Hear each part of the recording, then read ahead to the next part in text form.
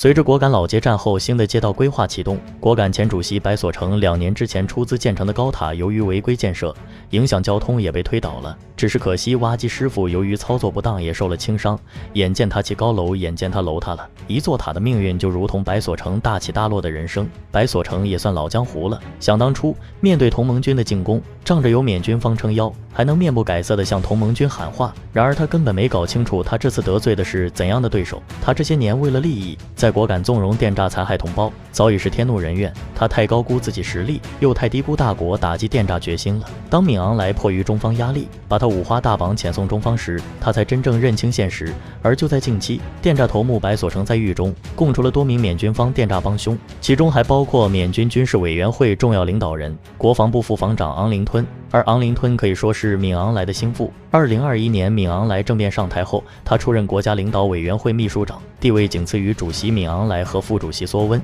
还曾先后担任22师师长及总后勤部副部长，相当于闵昂莱的大管家。目前据缅甸相关媒体报道，他被中方点名后正接受缅军方调查。难怪在最开始打击电诈的时候，缅甸方面就不是很配合，还想转移白所成等中方通缉的电诈头目。原来电诈最大的保护伞就在缅军最高层。另外，随着中泰两国联合打击电诈的展开，以及泰缅边境克伦邦的战事推进，缅甸臭名昭著的电诈中心妙瓦底也即将被攻陷。就在4月初，克伦联军方面也传来好消息，克伦民族联盟在举起反电诈大旗后，一路势如破竹，已经攻占了妙瓦底以西最为关键的缅军基地，近500名缅军缴械投降，其中包括67名军官，这可以说是缅军在克伦邦最大的一次失利。另外，克伦民族联军还缴获了军用车辆和100多门重型火炮。目前妙瓦底只有市内的警卫部队还没放下武器，克伦联军方面已经停止开火，争取和平解放妙瓦底。现在比较棘手的是，一旦妙瓦底解放后，包括 KK 园区在内的各大电诈园区怎么处理？之前苏奇都领导的克伦边防军在脱离缅军序列后宣称中立，并没有与克伦联军发生冲突，似乎与泰国方面和克伦民族解放军方面达成了某种默契，想要保下 KK 园区。